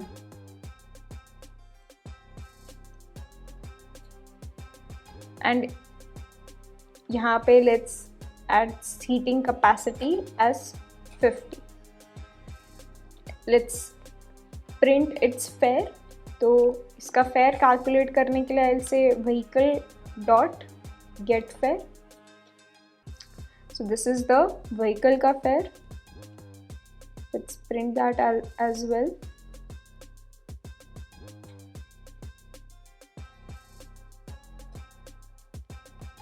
Then let's create a bus instance जिसकी let's keep the seating capacity as same. ठीक है, बस का फेयर कैलकुलेट करने के लिए विल से बस 1 dot get fair. Let's run this. देखो यहाँ पे व्हीकल का फेयर आ रहा है 5000 विच इज 15 to 100 एंड बस का फेयर आ रहा है 5500। ठीक है, तो ऐसा क्यों हो रहा है, क्योंकि जब मैंने यहाँ पे व्हीकल ऑब्जेक्ट क्रिएट किया और मैंने व्हीकल 1 डॉट गेट फेयर किया तो ये वाला फंक्शन कॉल हो रहा है। ठीक है, जो व्हीकल क्लास में गेट फेयर फंक्शन है। एंड यहाँ पे जब मैं बस का ऑब्जेक्ट बना रही हूँ और उसके लिए गेट फेयर फंक्शन कॉल कर रही हूँ, so this function is being called. अगर मैंने यहाँ पे ये वाला फंक्शन नहीं डिफाइन किया होता, ठीक है, सपोज मैं इसको हटा देती हूँ, मैंने ये फंक्शन नहीं किया होता डिफाइन, तो अब क्या हो रहा था, देखो यहाँ पे व्हीकल और बस फेयर अब दोनों सेम आ रही है। क्यों? क्योंकि अब बस के लिए जो गेट फेयर फंक्शन है वो यही वाला कॉल हो रहा है जो कि व्हीकल के लिए कॉल हो रहा है। तो यहाँ पे क्या कैसे होता है कि अगर हम किसी ऑब्जेक्ट के लिए कोई एट्रीब्यूट मेंशन करते हैं, कोई फंक्शन मेंशन करते हैं, तो सबसे पहले देखता है कि क्या उस ऑब्जेक्ट के लिए कोई इंस्टेंस एट्रीब्यूट है। सबसे पहले वो चेक करेगा ये, ठीक है। इंस्टेंस एट्रीब्यूट नहीं है तो फिर वो चेक करेगा कि क्या उस क्लास के लिए कोई एट्रीब्यूट है, क्लास एट्रीब्यूट। अगर वो भी नहीं है तो वो चेक करेगा कि क्या उसकी पेरेंट क्लास के लिए वो एट्रीब्यूट है या नहीं, ठीक है। तो पेरेंट क्लास का एट्रीब्यूट या फंक्शन, ठीक है, ये मैंने अभी एट्रीब्यूट के लिए बोला, फंक्शन के लिए सेम चीज़ रहेगी। अगर हम फंक्शंस की बात कर रहे हैं तो वो पहले चेक करेगा कि क्या उस क्लास का कोई फंक्शन है उस नाम से। अगर नहीं है तो वो पेरेंट क्लास के लिए चेक करेगा, ठीक है। तो अगर पेरेंट क्लास और ऑब्जेक्ट चाइल्ड क्लास दोनों में सेम नेम के फंक्शंस हैं तो मेरे जो चाइल्ड क्लास है उसके ऑब्जेक्ट के लिए उसके ऑब्जेक्ट में उसके ही फंक्शंस इन्वोक होंगे। If they are not present तो पेरेंट क्लास के फंक्शन इन्वोक होंगे, ठीक है। सो यहाँ पे बस के लिए, बस ऑब्जेक्ट के लिए this function is getting invoked, जहाँ पे जो एक्स्ट्रा फेयर है वो ऐड करके the total fare is coming out to be 1500. So this is an example of inheritance, and this is how and when we use inheritance in coding, in programming, जब हम complex systems build कर रहे होते हैं। Next, पहला हमने property देख ली oops की, that was inheritance. Second property is polymorphism. Polymorphism का मतलब क्या होता है? poly यानी कि many, polymorphism का मतलब होता है many forms। तो polymorphism में basically polymorphism में आपको दिख रहा होगा कि we will have different instances of functions। Next, हमने अभी inheritance देख लिया है as one property. Second property of OOPS is polymorphism. Polymorphism का मतलब क्या होता है? इसका मतलब होता है many forms. And in OOPS what polymorphism means is it allows objects of different classes to behave as objects of the same super class. यानी कि मेरे पास मल्टीपल क्लासेस होंगी, ठीक है, जिनके कुछ ऑब्जेक्ट्स होंगे, and polymorphism will allow us to have all these objects as if they are the objects of one common super class. इसका एग्जाम्पल से समझते हैं। For example, I have a class animal जिसके लिए मैंने एक फंक्शन बनाया है स्पीक्स।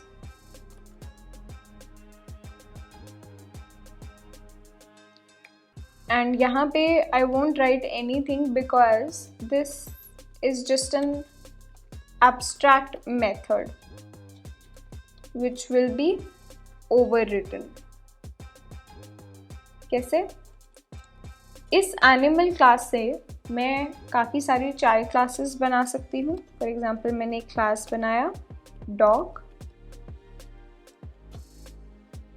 एंड यहाँ पे मैं इस फंक्शन को दोबारा फाइन कर सकती हूँ,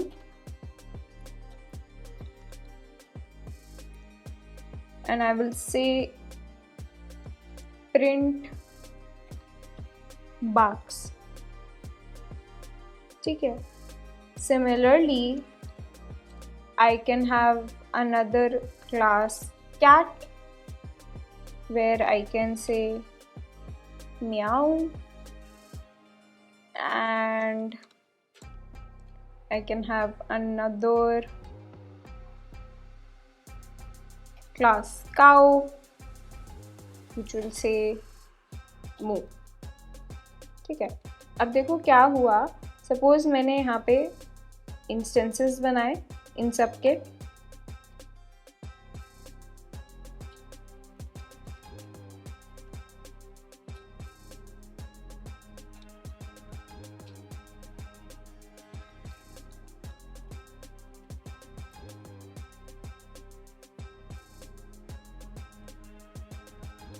And I'm calling now the same function for all of these objects.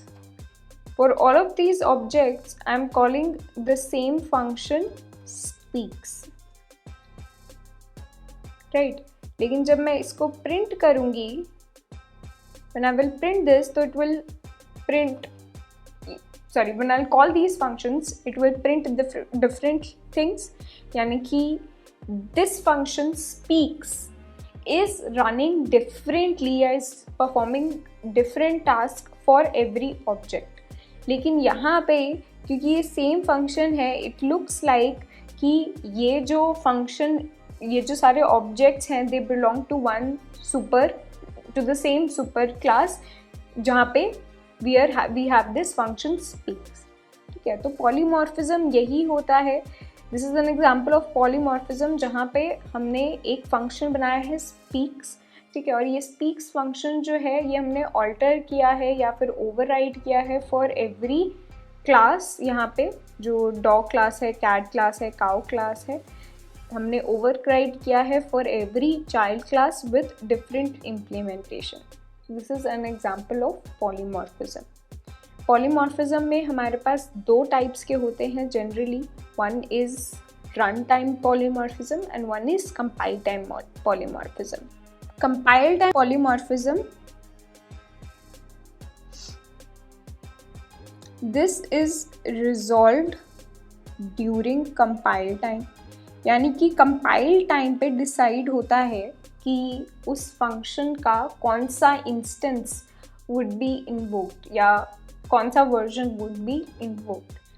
So compile time polymorphism, this is achieved through two methods. Number one is method overloading. Method overloading में क्या होता है?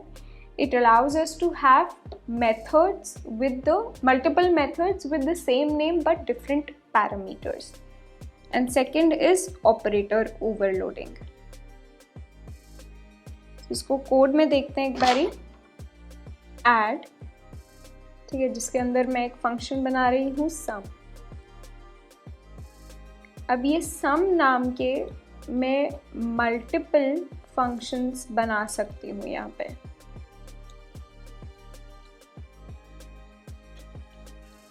You can create another function with the same name but different parameters. What should be different is the parameters.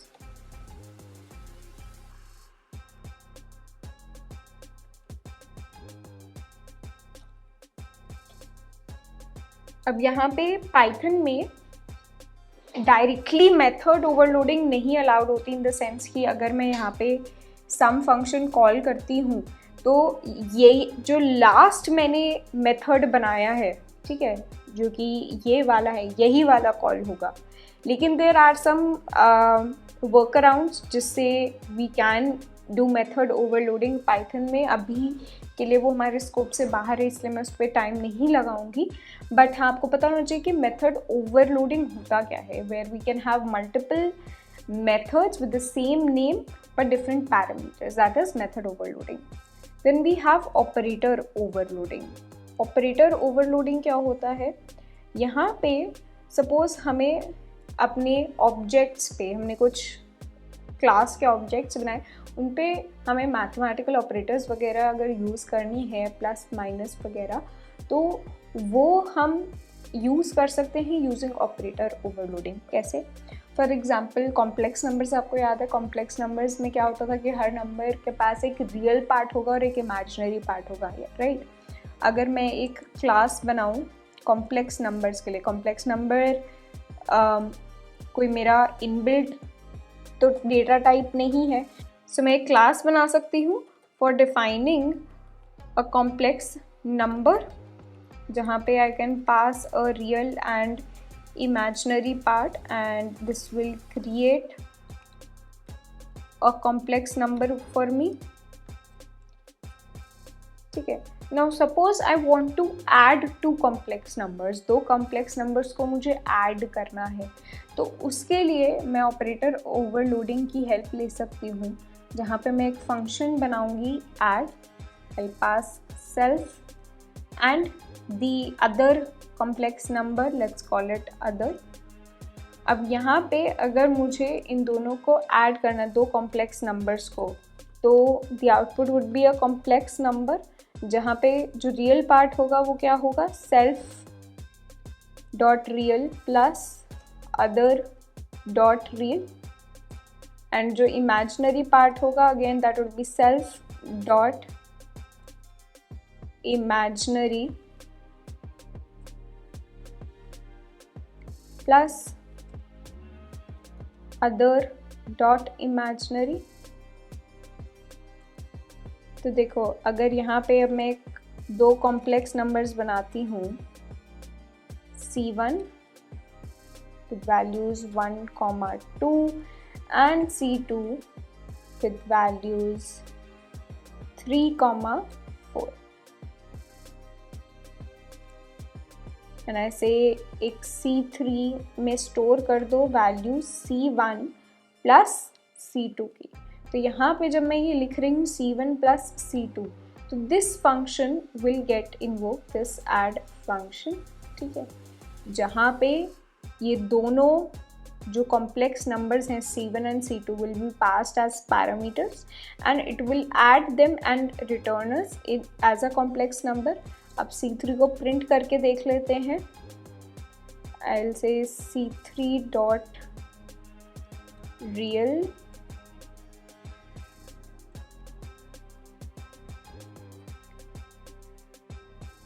C3 dot imaginary. ठीक है,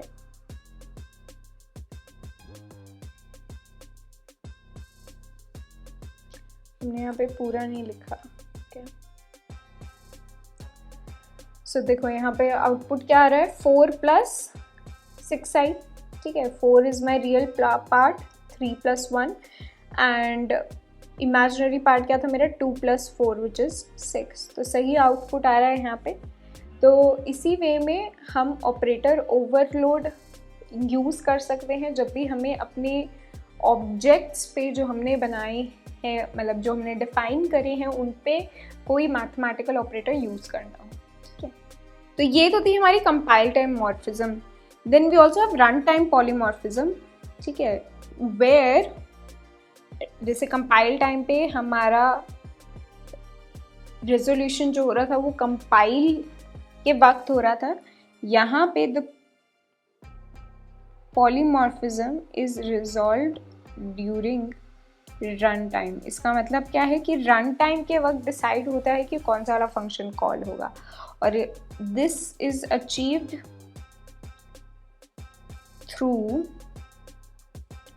method overriding. Method overriding, और method overriding को आप इस एग्जाम्पल से ही समझ सकते हो जो कि हमने पॉलीमॉर्फिज्म में देखा था सबसे पहले, एनिमल वाला. ठीक है, यहाँ पे सपोज मैं कुछ जेनेरिक स्टेटमेंट डाल देती हूँ. से जेनेरिक स्टेटमेंट, जेनेरिक नॉइज. तो यहाँ पे ये जो सारी क्लासेस हैं, डॉग, कैट, काउ, इन सब के पास अपना एक इम्प्लीमेंटेशन है स्पीक्स फंक्शन का, और इनके पास ये जो इनके पेरेंट क्लास में स्पीक्स फंक्शन का इम्प्लीमेंटेशन है वो भी है. Now which will get invoked, that depends on the object. ठीक है, जिस भी ऑब्जेक्ट के लिए हम ये फंक्शन कॉल करेंगे दैट विल डिसाइड कि कौन सा वाला स्पीक्स फंक्शन इन्वोक होगा, and this is only known as method overriding. ठीक है, और ये जो है रन टाइम पे रिजॉल्व होता है कि which function will get execute. Next we have extraction, which is the third property of object oriented programming. Abstraction क्या करता है, this allows us to focus on the what of an object, ठीक है, what it does rather than how of the object. तो basically abstraction में क्या होता है कि it helps us hide the unnecessary details और द इम्प्लीमेंटेशन डिटेल्स while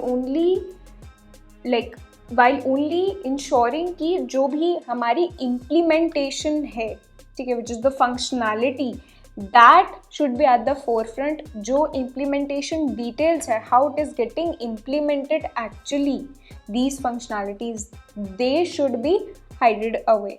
ठीक है, जैसे कि हमने यहाँ पे अगर एक व्हीकल क्लास बनाई, इसके क्लास के हमने ऑब्जेक्ट्स बनाए car, bike and scooter. Now this vehicle class will have some attributes, some functions जो कि हर एक ऑब्जेक्ट में होंगे. ठीक है, एंड ये फंक्शंस एट्रीब्यूट्स को हम डायरेक्टली यूज़ कर पा रहे होंगे, where we don't have to worry कि how that is actually happening in code. We can just directly use that. जैसे कि हम बिल्ट-इन डेटा टाइप्स में भी करते हैं. जब हम स्ट्रिंग्स का इस्तेमाल कर रहे होते हैं, सपोज हमारे पास एक फंक्शन होता है स्ट्रिंग्स डॉट फॉर्मेट, ठीक है, या फिर स्ट्रिंग डॉट रिप्लेस, जहाँ पे हम अपनी स्ट्रिंग में कोई भी पर्टिकुलर कैरेक्टर या सब स्ट्रिंग को रिप्लेस कर सकते हैं विद अ न्यू सब स्ट्रिंग. तो वहाँ पे इन फंक्शंस का इस्तेमाल हम डायरेक्टली कर लेते हैं without worrying about the implementation part कि ये फॉर्मेट फंक्शन या जो ये रिप्लेस फंक्शन है ये एक्चुअली इम्प्लीमेंट कैसे हुआ है. ये चीज़ हम यूज़र डिफाइंड डेटा टाइप्स के साथ भी कर पाते हैं यूजिंग एब्स्ट्रैक्शन. ठीक है, जहाँ पे these objects car, bike, scooter, they can all focus on their functionality, on their functions जो भी मेरे व्हीकल क्लास में डिफाइंड है, इंस्टेड ऑफ फोकसिंग ऑन कि how those functions are actually working. Okay, encapsulation which is the fourth property. This is a very basic principle of object oriented programming. मैं बोल सकती हूँ it bundles the attributes which represent the data and the methods which are my functions together in one entity which is called a class. ठीक है, तो object oriented programming का basic principle यही है. ठीक है, कि हमने अपने एट्रीब्यूट्स और फंक्शंस को साथ में बंडल कर दिया और उसको बोल दिया एक क्लास. जैसे कि हमारे पास कुछ डेटा है, नेम, एज, ठीक है, और इन नेम और एज पे हमारे पास कुछ फंक्शंस हैं, set name, get name, set age, whatever. इनको हमने साथ में बंडल कर दिया है एक क्लास में. Let's call it ABC and this is known as encapsulation. इससे क्या होता है कि बंडल करने से एक तो ये कि ये जो भी एट्रीब्यूट्स होंगे इस क्लास के, दे will B accessed through the functions of this same class. ठीक है, that will create a protective barrier for from the updation of this data. Secondly, this will hide away the unnecessary details. ठीक है, कि इस class में actually जो implementation वगैरह सारी डिटेल्स हैं वो हाइड हो जाएंगी एंड बाहर से वी विल जस्ट सी कि ये क्लास है with these attributes and these functions that you can use by creating any instance of this class. So these are the four properties of OOPS: inheritance, polymorphism, encapsulation and abstraction. ठीक है, जिनके बारे में आपको पता होना चाहिए. एंड पॉलीमॉर्फिज्म, इनहेरिटेंस, ये दोनों बहुत इंपॉर्टेंट है बिकॉज इनके काफ़ी सारे जो है प्रैक्टिकल आपको क्वेश्चंस दिख रहे होंगे, प्रैक्टिकल इम्प्लीमेंटेशंस दिख रही होंगी. इनके आपको काफ़ी सारे प्रैक्टिकल यूज़ केसेस दिख रहे होंगे. ठीक है, तो इसलिए do practice some more questions on these topics. Moving forward, एक टॉपिक जो हमें ऊप्स में ज़रूर कवर करना चाहिए वो है एक्सेप्शन हैंडलिंग। एक्सेप्शन हैंडलिंग क्या होता है? फॉर एग्ज़ाम्पल हम अपने कोड में कुछ ऐसा लिख रहे हैं which could throw an error. हमें नहीं पता कि it will throw an error for sure, but हो सकता है कि रन टाइम पे it can throw an error. In that case उस एरर्स को या एक्सेप्शंस को हैंडल करने के लिए वी यूज़ एक्सेप्शन हैंडलिंग। कैसे होता है? इसके लिए we use 3 keywords, try, except and finally.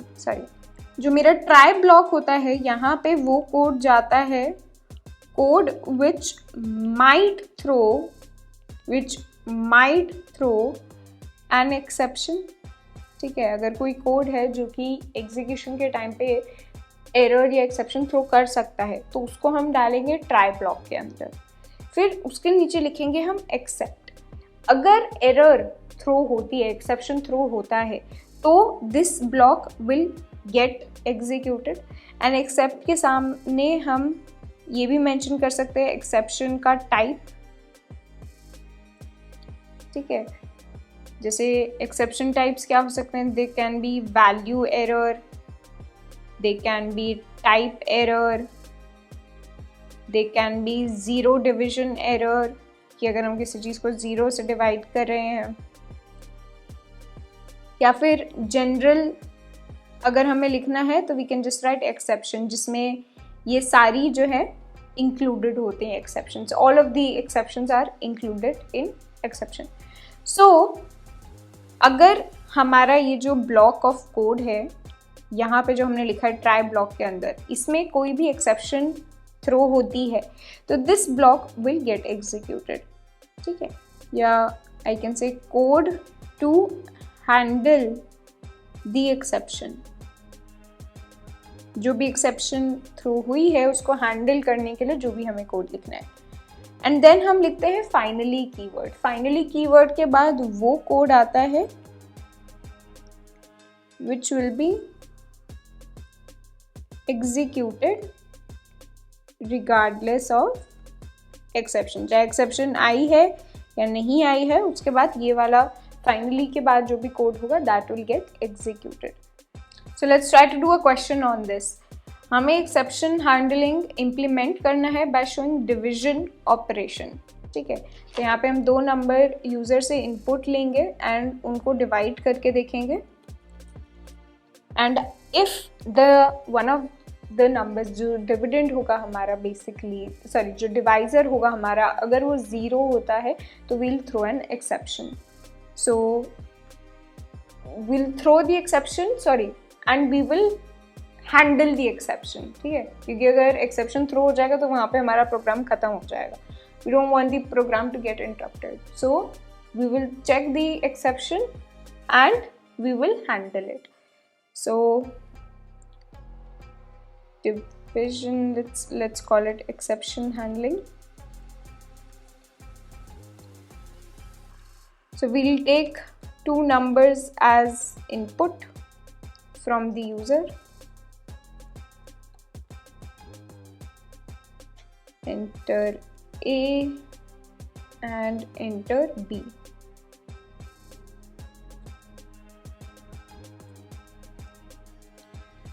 Now what is the code that can throw an exception? जब हम divide कर रहे होंगे that code can throw an exception, तो that we will put under try block। try keyword के अंदर we will say result is equal to A divided by B। Now if this throws an exception, so we wanna catch it। ठीक है, and यहाँ पे हम exception का name भी लिख सकते हैं, 0 डिविजन एरर, जहाँ पे let's say result is none and we will print cannot divide by 0।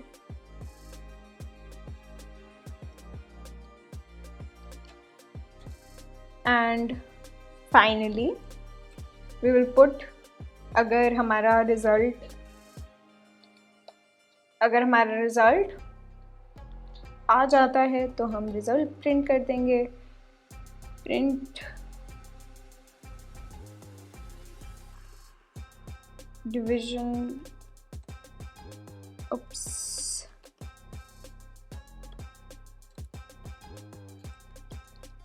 division operation completed and we will print the result.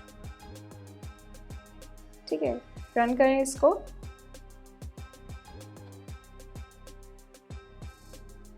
we'll enter A10 and B5, तो यहाँ पे हमारा आउटपुट आ गया 2।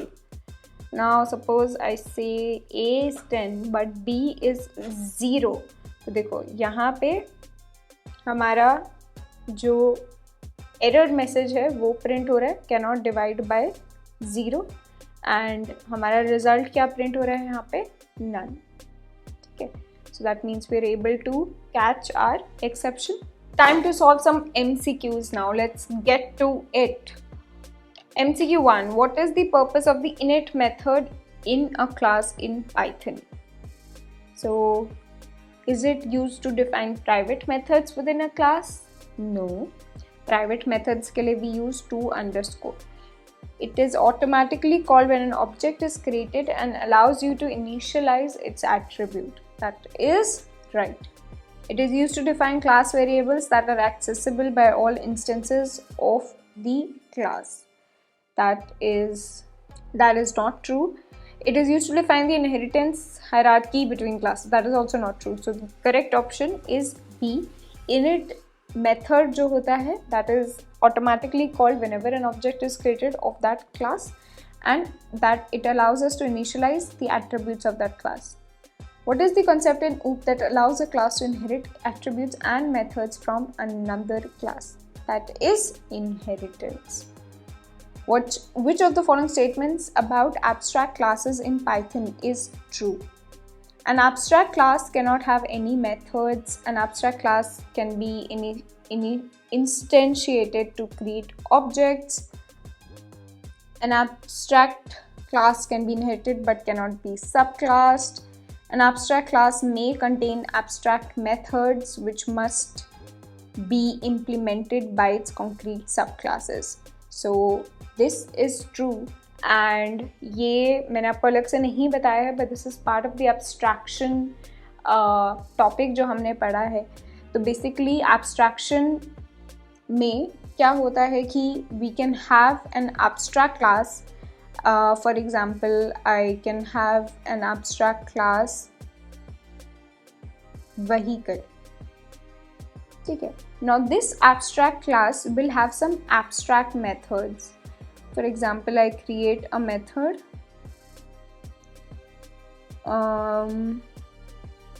let's take the example of animal. ठीक है, and this class has a function speaks. Now this speaks function will be an abstract function, यानी कि ये function हमारा कुछ करेगा नहीं, it will just be there as to provide an interface to the subclasses or the objects. ठीक है, by the subclasses or the objects. So I can have class dog जहाँ पे I will have this function speaks and I will implement this function. Similarly, I can have another class cat जहाँ पे again I will implement this function, and all these will be subclasses of class animal. तो यहाँ पे class animal जो है इसको मैं abstract class क्यों बोल रही हूँ, क्योंकि ये class will not be used to create objects. ठीक है, तो ये वाली चीज़ जो लिखी हुई है B पॉइंट में, abstract class can be instantiated to create objects, ये false होगी, क्योंकि जो abstract class होगी उनसे हम objects नहीं बना रहे होंगे. Abstract class will just be used as a super class. उसमें जो methods होंगे they will be abstract methods, and जो भी उस class के सब classes होंगे जैसे कि dog, cat, cow, they will have the implementation of those abstract methods. ठीक है, so D is the right option here.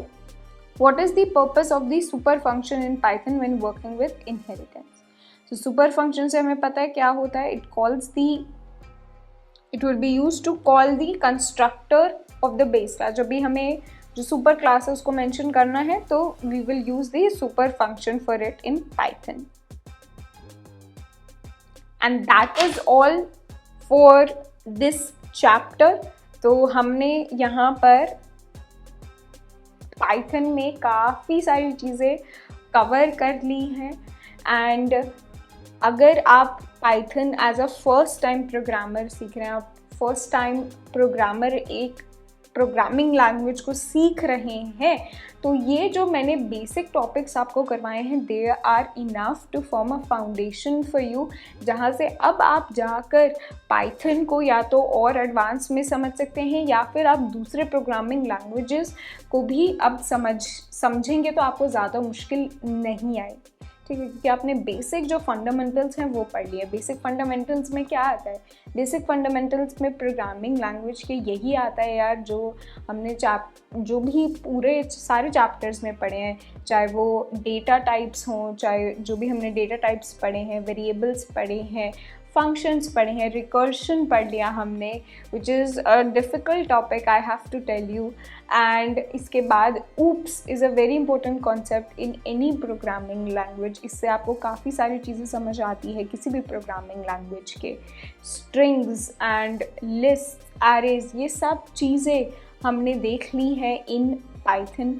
अब अगर आप किसी और प्रोग्रामिंग लैंग्वेज को भी सीखना स्टार्ट करेंगे तो आप देखेंगे आपको काफ़ी चीज़ें आपको लगेगा कि सिमिलर हैं एंड आपको अब समझने में मुश्किल नहीं होगी. तो congratulations on completing your basic fundamental learning of your first programming language if it is. And I hope आप यहाँ पे पाइथन को छोड़ेंगे नहीं, क्योंकि this is just tip of the iceberg. अभी पाइथन में बहुत चीज़ें हैं टू एक्सप्लोर, टू लर्न. अभी जो इतनी सारी लाइब्रेरीज़ होती हैं पाइथन में वो तो हमने करी ही नहीं है, because there are so many libraries in Python, so many libraries for some particular what do you say use cases. ठीक है, अगर आप मशीन लर्निंग में चाहेंगे आप दूसरी यूज़ कर रहे होंगे, डेटा क्लीनिंग में आप दूसरी यूज़ कर रहे होंगे एंड सो ऑन. तो आई होप कि आप लोग उस चीज़ को भी एक बार ट्राई करें, देखें if that is where your interest lies. वरना do follow up and keep solving questions in Python so that आप जो अभी तक आपने पढ़ा है, ये पूरी वीडियो कंप्लीट करके जो भी आपको समझ में आया, लर्न हुआ है, वो आप अलोंग द वे भूल ना जाएं चीज़ें. I will see in the next video. तब तक के लिए take care and good bye.